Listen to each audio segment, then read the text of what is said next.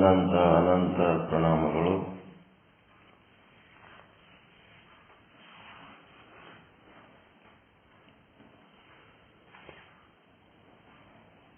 ಒಂದು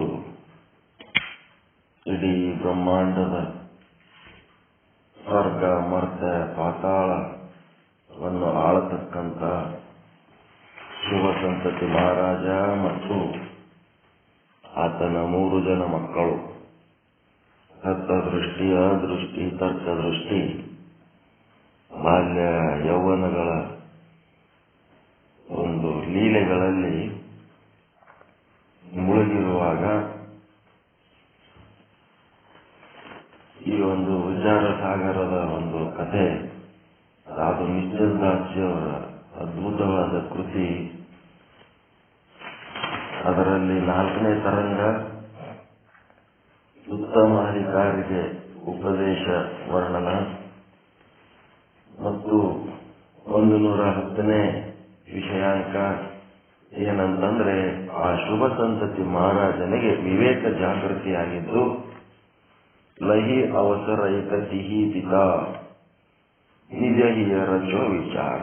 ವಿವೇಕ, ಸಾಕಷ್ಟು ವಿಚಾರಗಳು ಬರ್ತಾವ, ಕಂಟಿನ್ಯೂ ಥಾಟ್ಸ್ ಬರ್ತಾನೆ ಇರ್ತಾವ, ಅದ್ರೊಳಗೆ ಒಂದು ನಿಜವಾದ ವಿಚಾರ, ಅದಕ್ಕೆ ವಿವೇಕ ಅಂತಾರೆ. ಒಂದು ಸತ್ಯ ವಿಚಾರ, ಸದ್ವಿಚಾರ ಅನ್ನೋದು ಆ ತಂದೆಯಲ್ಲಿ ಮೂಡಿತು. ಒಂದು ಮಂತ್ರ, ಸುಖ ಸ್ವರೂಪ ಅಜ ಆತ್ಮ ತಾಸು ಭಿನ್ನ ಅಸಾರ. ಒಂದು ಮಂತ್ರ ಬಂತ ಅವನು ಅಲ್ಲಿ, ಒಂದು ಥಾಟ್. ಇದು ಯಾವಾಗ್ಲೂ ಹೇಳ್ತಿರ್ಬೇಕು ನೀವು. ಆನಂದ ಆದಾಗನೂ ಹೇಳ್ಬೇಕು, ದುಃಖ ಆದಾಗನೂ ಹೇಳ್ಬೇಕು. ಸುಖ ಸ್ವರೂಪ ಅಜ ಆತ್ಮ. ನನಗೇನು ಆನಂದ ಆಗ್ಯದ, ಈ ಆನಂದ ಎದರಿಂದ ಆಯ್ತು? ಸುಖ ಸ್ವರೂಪವಾದಂತ, ಜನನ ಇಲ್ಲದಂತ, ಮರಣ ಇಲ್ಲದಂತ ಆತ್ಮ ನನ್ನೊಳಗೆ ಏನದಲ್ಲ, ಆ ಆತ್ಮನಿಂದ ಈ ಸುಖ ನನಗೆ ಉಂಟಾಗ್ತಾ ಇದೆ. ಅಂತ ದುಃಖ ಆಯ್ತು ಅಂತಂದ್ರ ತಾಸು ಭಿನ್ನ ಅಸಾರ. ನಾ ದುಃಖ ಪಡೋದ್ರಾಗ ಏನು ಅರ್ಥ ಇಲ್ಲ.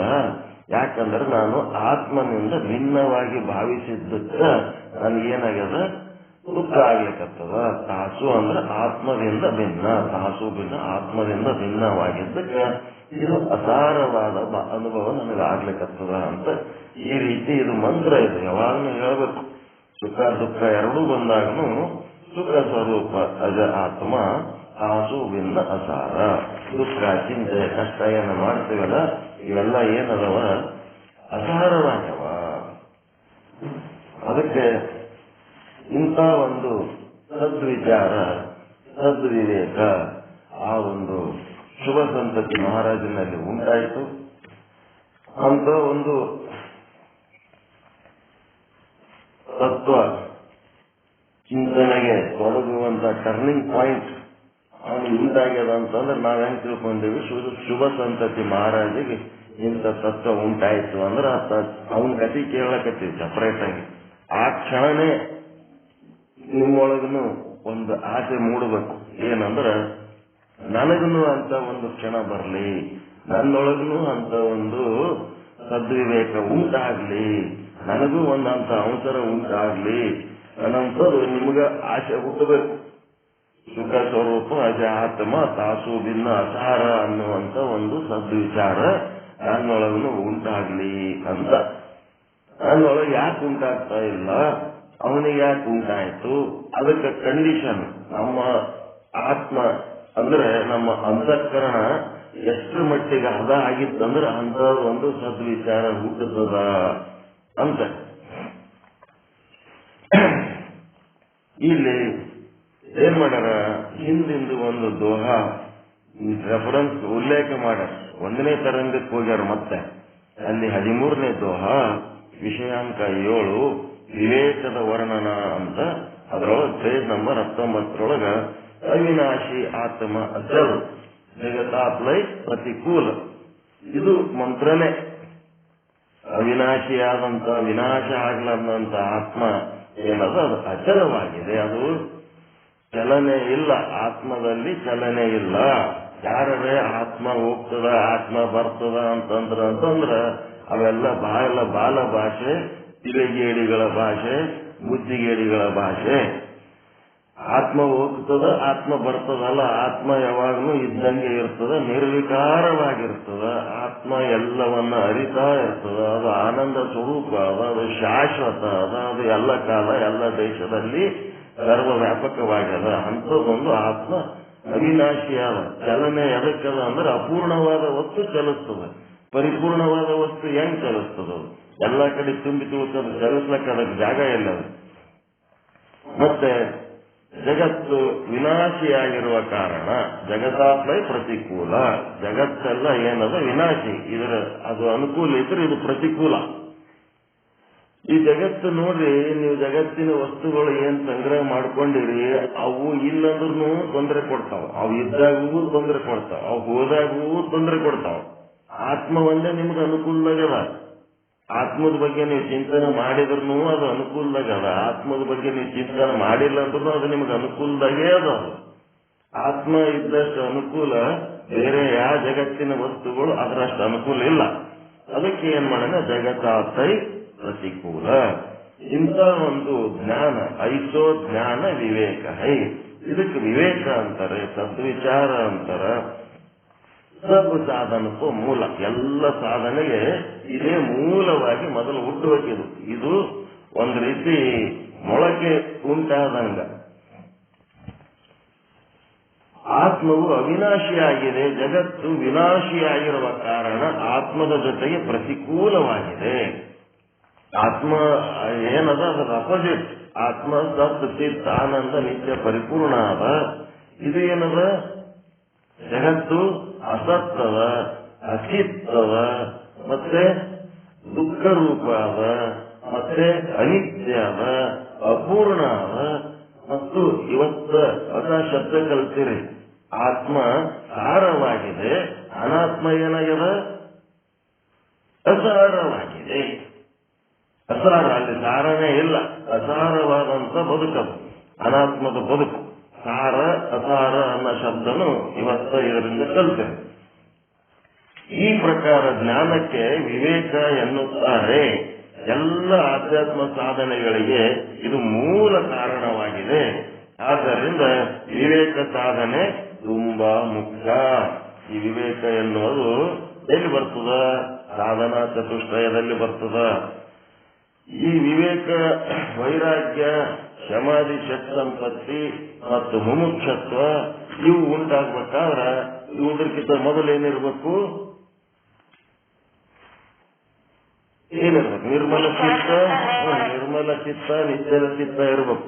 ಅವು ಎದರಿಂದ ಉಂಟಾಗ್ತಾವ ಅಂತಂದ್ರೆ ನಿಷ್ಕಾಮ ಕರ್ಮ, ನಿಷ್ಕಾಮ ಉಪಾಸನೆಯಿಂದ ಉಂಟಾಗ್ತಾವ. ಇದು ನಿಮಗೆ ಪಕ್ಕ ಗೊತ್ತಿರ್ಬೇಕು. ಎಲ್ಲೆಲ್ಲಿ ಸಕಾಮವಾಗಿ ನೀವು ಏನೇನ್ ಮಾಡ್ತೀರಿ, ನೀವು ಮೋಕ್ಷದಿಂದ ದೂರ ಹೋಗ್ಲಕತ್ತೀರಿ. ಎಲ್ಲಿ ನಿಷ್ಕಾಮ ಮಾಡ್ತೀರಿ ಅಂತಂದ್ರೆ ಅಲ್ಲಿ ಮೋಕ್ಷದ ಸಮೀಪ ಹೆಜ್ಜೆ ಹಾಕ್ಲಕತ್ತೀರಿ ಅಂತ ತಿಳ್ಕೋಬೇಕು. ವಿವೇಕ ಉದಯ ಎಲ್ಲರಿಗೂ ಆಗುವುದಿಲ್ಲ. ಯಾರಿಗೆ 4 ಪ್ರಕಾರದ ಕೃಪೆಗಳಾಗುವವೋ ಅಂಥವರಿಗೆ ಮಾತ್ರ ವಿವೇಕ ಉದಯವಾಗುತ್ತದೆ. 4 ಪ್ರಕಾರದ ಕೃಪೆಗಳು ಯಾವ್ಯಾವು? ಈಶ್ವರ ಕೃಪಾ, ವೇದ ಕೃಪಾ, ಗುರು ಕೃಪಾ, ಅಂತಃಕರಣ ಕೃಪಾ. ಈಶ್ವರ ಕೃಪಾ, ಗುರು ಕೃಪಾ, ವೇದ ಕೃಪಾ, ಅಂತಃಕರಣ ಕೃಪಾ. ಈ ರೀತಿ 4 ಕೃಪೆಗಳಾಗಬೇಕು. ಇವಿಷ್ಟು ಕೃಪೆಗಳಾಗಿದ್ದರೆ ಮಾತ್ರ ಅಂತವರಿಗೆ ವಿಚಾರ ವಿವೇಕ ಬರುತ್ತದೆ. ಚತುರ್ವಿಧ ಕೃಪೆಗಳೇ ಏನಿತ್ತಂದ್ರೆ ಗೋವಿನ ಕೆಚ್ಚಲ ಮೊಲೆಗಳು. ಈ ಗೋವಿನ ಕೆಚ್ಚಲಿನ 4 ಮೊಲೆಗಳು ಹೆಂಗಿರ್ತಾವ ಹಂಗ ಇವು 4 ಕೃಪೆಗಳಾಗ್ತಾವ. ಈ ವಿಚಾರವೆಂಬ, ವಿವೇಕವೆಂಬ ಹಾಲು, ವೈರಾಗ್ಯ ಇದೇನದ ಇಲ್ಲೇನ್ ಬರ್ತದೆ? ವಿಚಾರ ಮತ್ತು ವಿವೇಕ ಅನ್ನೋದೇ ಹಾಲು. ಅಲ್ಲಿ 4 ಕೃಪೆಗಳು, ಯಾವ ಮೊಲೆಗಳು. ಮತ್ತೆ ಹಾಲು ಯಾವದಪ್ಪ ಅಂದ್ರೆ ವಿಚಾರ ಅಥವಾ ವಿವೇಕ ಅನ್ನೋದೇ ಹಾಲು. ಈ ಹಾಲು ಬರೀ ಹಾಲಿದ್ರೆ ಸಾಕೇನು? ಅದಕ್ಕ ವೈರಾಗ್ಯ ಎನ್ನುವ ಹೆಪ್ಪು ಹಾಕಬೇಕು. ವೈರಾಗ್ಯ ಎನ್ನುವ ಹೆಪ್ಪು ಅಂತಂದ್ರೇನು? ವಿವೇಕದೊಳಗೆ ಏನಾಯ್ತು? ಯಾವುದು ಸಾರ, ಯಾವುದು ಅಸಾರ. ಆತ್ಮ ಎನ್ನುವುದು ಸಾರ, ಅನಾತ್ಮ ಎನ್ನುವುದು ಆತ್ಮದಿಂದ ಭಿನ್ನವಾದದ್ದೆಲ್ಲ ಅಸಾರ ಅಂತ ಇಷ್ಟು ತಿಳ್ಕೊಂಡ್ರೆ ವಿವೇಕ. ಮುಂದ ವೈರಾಗ್ಯ ಅಂದ್ರೇನು? ಅಸಾರವಾದದ್ದನ್ನ ತ್ಯಜಿಸಬೇಕು, ಮತ್ತೆ ಸಾರವೊಂದನ್ನೇ ನಾವು ಗ್ರಹಿಸಬೇಕು. ಈ ರೀತಿಯಾದಂತ ಒಂದು ಮನೋಭಾವ ಯಾವಾಗ ಉಂಟಾಗ್ತದ ಅದೇ ವೈರಾಗ್ಯ. ಆ ವೈರಾಗ್ಯನೇ ಹೆಪ್ಪು, ವಿವೇಕನೇ ಹಾಲು, ಚತುರ್ವಿಧ ಕೃಪೆಗಳೇ ಆ ಗೋವಿನ ಕೆಚ್ಚಲಿನ ಮೊಲೆಗಳು. ಈ ರೀತಿ ದೃಷ್ಟಾಂತ ಕೊಟ್ಟು ಯಾರಿಗೆ ವಿಚಾರ ಉಂಟಾಗಿರುತ್ತದೆಯೋ ಅಂಥವರಲ್ಲೇ ವೈರಾಗ್ಯ ಕೂಡ ಉಂಟಾಗುತ್ತದೆ. ಯಾರಲ್ಲಿ ವಿಚಾರ ವಿವೇಕ ಹುಟ್ಟುವುದಿಲ್ಲವೋ ಅಂಥವರಲ್ಲಿ ವೈರಾಗ್ಯ ಹುಟ್ಟಲು ಸಾಧ್ಯವಿಲ್ಲ. ಪ್ರತಿಯೊಂದು ಮಾತು ನಿಮಗೆ ಗೊತ್ತಿದ್ದದ್ದೇ ಅದ, ಮತ್ತೊಂದಾರೆ ರಿಪೀಟ್ ಆಗ್ಲಿಕ್ಕತ್ತದಷ್ಟೇ. ಅಂಥವರ ಸಮೀಪ ಕೂಡ ಹಾಯಂಗಿಲ್ಲ. ವೈರಾಗ್ಯ ಯಾರಲ್ಲಿ ವಿವೇಕ ಇರಂಗಿಲ್ಲ ಅಂಥವರ ಸಮೀಪ ಕೂಡ ಅದು ವೈರಾಗ್ಯ ಹಾಯಂಗಿಲ್ಲ. ವಿಚಾರವೇ ವಿವೇಕದ ಹೇತು. ವಿಜಿಗೀಷು ಪಂಡಿತರ ಕಥೆಯಂತೆ ಆತ್ಮ ಅನಾತ್ಮ ಬೇರ್ಪಡಿಸುವ ಎಲ್ಲ ಮಾತುಗಳನ್ನು ಆಡುತ್ತಿರುತ್ತಾರೆ. ಆತ್ಮ ಅನಾತ್ಮಗಳನ್ನ ಬೇರ್ಪಡಿಸೋದು ಆತ್ಮದ ಮಾತಾಡ್ತಾರ, ಅನಾತ್ಮದ ಮಾತಾಡ್ತಾರ. ಎರಡೂ ಹೆಂಗ ಬೇರ್ಪಡಿಸ್ಬೇಕು ಅದನ್ನೂ ಕಥೆ ಹೇಳ್ತಿರ್ತಾರ. ಆದ್ರೆ ಅವ್ರ ಬಳಿ ಏನಿರ್ತದ? ವೈರಾಗ್ಯನೇ ಇರಂಗಿಲ್ಲ. ಯಾಕಂದ್ರೆ ಅವರು ಶಾಸ್ತ್ರೀಯವಾಗಿ ಓದಿ ಶಾಸ್ತ್ರಿಗಳಾಗಿರ್ತಾರೆ ಹೊರತು ವಿಜಿಗೀಷ ಪಂಡಿತರು ಅವರಲ್ಲಿ ವಿವೇಕ ಇರಂಗಿಲ್ಲ, ಅದಕ್ಕೆ ಅವ್ರ ಹತ್ರ ವೈರಾಗ್ಯನೂ ಬರಂಗಿಲ್ಲ. ವಿಜಿಗೀಷು ಪಂಡಿತರಲ್ಲಿ ವಿವೇಕವಿದೆ, ವೈರಾಗ್ಯವಿಲ್ಲ. ಏಕೆ ಅಂದ್ರೆ ವಿವೇಕಿಗಳಾಗುವುದು ಸುಲಭ, ಆದರೆ ವಿರಾಗಿಗಳಾಗುವುದು ದುರ್ಲಭ. ಯಾಕೆ ಅಂತಂದ್ರೆ ಮನ ವಿಕ್ಷೇಪ ದೋಷ ಮುಕ್ತ ಅಂತಃಕರಣದಲ್ಲಿ ಉದಯವಾಗಿತ್ತು ವಿವೇಕ. ಅದೇ ಮತ್ತು ಮನದೋಷ ವಿಕ್ಷೇಪ ದೋಷ ಇರಬಾರ್ದು, ನಿರ್ಮಲ ಚಿತ್ತ ನಿಶ್ಚಲ ಚಿತ್ತದ ಬಗ್ಗೆ ಹೇಳಕತ್ತಾರೆ. ಅಂದ್ರೆ ವೈರಾಗ್ಯ ಪ್ರಾಪ್ತಿ ಆಗುತ್ತದೆ. ಮನ ವಿಕ್ಷೇಪ ದೋಷಯುಕ್ತ ಅಂತಃಕರಣದಲ್ಲಿ ವಿವೇಕ ಉದಯವಾಗುವುದಿಲ್ಲ. ಅಂತ ವಿವೇಕವು ವೈರಾಗ್ಯಕ್ಕೆ ಹೇತು ಆಗುವುದಿಲ್ಲ. ಹೊರಗೆ ದೇವರಿದ್ದಾನೆ ಎಂಬುದು ಏನದ? ಮಲ ಕರ್ಮ. ಹೊರಗೆ ದೇವರ ಹೊರಗತ್ತೇ ದೇವರದನ್ನ ಮಾಡ್ಕೊತ ಹೋಗ್ತಾರೆ ನೋಡ್ರಿ, ಅದು ಕರ್ಮ, ಅದು ಮಲದೋಷ.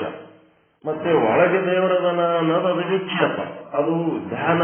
ಅವ್ರ ತಲೆ ಒಳಗೆ ದೇವರು ಒಳಗದನ, ದೇವರು ಹೊರಗ ಒಳಗನು ಹೊರಗನು ಅದನ ಒಳಗನು ಅದನ, ಎಲ್ಲಾ ಕಡೆ ಅದನ್ನ ಅನ್ನೋದೇ ಜ್ಞಾನ. ವಿಜಿಗೀಷು ಪಂಡಿತರು ಬಾಳೆ ಗಿಡ ಹಚ್ಚಿದರು. ಎಲ್ಲಿ ಹಚ್ಚಿದ್ರು ಅಂದ್ರೆ ಮರಳುಗಾಡಿನಲ್ಲಿ ಹಚ್ಚಿದ್ರು. ಅಲ್ಲಿ ನೀರಿನ ಗಂಧವೇ ಇಲ್ಲ. ಅಂತ ಗಿಡಗಳು ಫಲ ಕೊಡುತ್ತವೇನು? ಹಾಗೆಯೇ ಮನ ವಿಕ್ಷೇಪ ದೋಷ ರಹಿತವಾದಂತ ಯಾರ್ಯಾರೋ ಹೇಳಿದ ಮಾತುಗಳನ್ನು ಕೇಳಿ ಪುರಾಣಕ್ಕೆ ಹೋದಾಗ ವಿವೇಕ ಉದಯವಾಗುತ್ತದೆ, ಸ್ಮಶಾನಕ್ಕೆ ಹೋದಾಗ ವಿವೇಕ ಉದಯವಾಗುತ್ತದೆ, ಪ್ರಸೂತಿಯಾಗುವಾಗ ವಿವೇಕ ಉದಯವಾಗುತ್ತದೆ. ಅವು ಎಷ್ಟು ಹೊತ್ತು ಇರುತ್ತವೆ? ಅಲ್ಪ ಕಾಲ, ಸ್ವಲ್ಪ ಹೊತ್ತು ಬರ್ತವ. ಎಲ್ಲರಿಗೂ ವೈರಾಗ್ಯ ಬರ್ತದೆ. ಎಲ್ಲಿ ಸುಡುಗಾಡಕ್ಕೆ ಹೆಣ ಮಣ್ಣು ಮಾಡ್ಲಕ್ ಹೋದಾಗ, ಪುರಾಣದಾಗ ಪ್ರವಚನ ಕೇಳುವಾಗ, ಮತ್ತೆ ಡೆಲಿವರಿ ಮಗು ಹಡಿಯುವಾಗ ಅವರಿಗೆ ವಿವೇಕ ಉದಯ ಆಗ್ತದೆ. ಆದರೆ ಇಲ್ಲಿ ಹೇಳುವ ವಿವೇಕ ಹೇಗಿರಬೇಕು ಅಂದ್ರೆ 4 ಕೃಪೆಗಳಿಂದ ಉಂಟಾಗಿರಬೇಕು ಮತ್ತು ನಿರ್ಮಲ ಚಿತ್ತ ನಿಶ್ಚಲ ಚಿತ್ತಗಳಲ್ಲಿ ಉಂಟಾಗಿರಬೇಕು. ಅದು ವೈರಾಗ್ಯಕ್ಕೆ, ಶಾಶ್ವತವಾದ ವೈರಾಗ್ಯಕ್ಕೆ ಹೇತು ಆಗುತ್ತದೆ. ಅದೇನು ಪುರಾಣ ಪ್ರಸೂತಿ ಮತ್ತು ಸ್ಮಶಾನ ವೈರಾಗ್ಯಗಳು ಏನದಾವ ಅಂತಂದ್ರೆ ಅವು ಕ್ಷಣಿಕ ವೈರಾಗ್ಯಗಳು. ನಮಗೆ ಬೇಕಾಗಿರೋದು ಶಾಶ್ವತ ವೈರಾಗ್ಯ. ಈ ಶಾಶ್ವತ ವೈರಾಗ್ಯ ಹೆಂಗ್ ಸಿಗ್ತದ, ಎಲ್ಲಿ ಸಿಗ್ತದ ಅನ್ನೋದ್ರ ಬಗ್ಗೆ ಶ್ರೀಮನ್ ನಿಜಗುಣ ಶಿವಯೋಗಿಗಳ ಪ್ರಕಾರ ಅನೇಕ ಜನ್ಮಗಳಲ್ಲಿ ನಿಷ್ಕಾಮ ಪುಣ್ಯವನ್ನು ಯಾವಾತನು ಮಾಡಿರುತ್ತಾನೆಯೋ ಅವನ ಹೃದಯದಲ್ಲಿ ಪವಿತ್ರವಾದ ವಿವೇಕ ಉದಯವಾಗುತ್ತದೆ. ಆತ್ಮ ಒಂದೇ ರಸ, ಅನಾತ್ಮದಿಂದ ಭಿನ್ನವಾದ ಎಲ್ಲವೂ ಕಸ ಅಂತ ಹೇಳ್ತಾರೆ. ಈ ಮುಂದಿನ ನಿಜಗುಣ ಶಿವಯೋಗಿಗಳ ವಿಚಾರವನ್ನು ನಾವು ಮತ್ತೆ ನಾಳೆ ಹೇಳೋಣ ಅಂತ ಹೇಳುವ ಮೂಲಕ ಇವತ್ತಿನ ಚಿಂತನವನ್ನ ನಿಮ್ಮೆಲ್ಲರ ಪಾದಗಳಿಗೆ ಅರ್ಪಿಸ್ತಾ ಇದ್ದೇನೆ. ಎಲ್ಲರಿಗೂ ಒಳಿತಾಗಲಿ, ಎಲ್ಲರಿಗೂ ಶುಭವಾಗಲಿ. ಓಂ ಶಾಂತಿ ಶಾಂತಿ ಶಾಂತಿ. ಶರಣ ಶರಣ.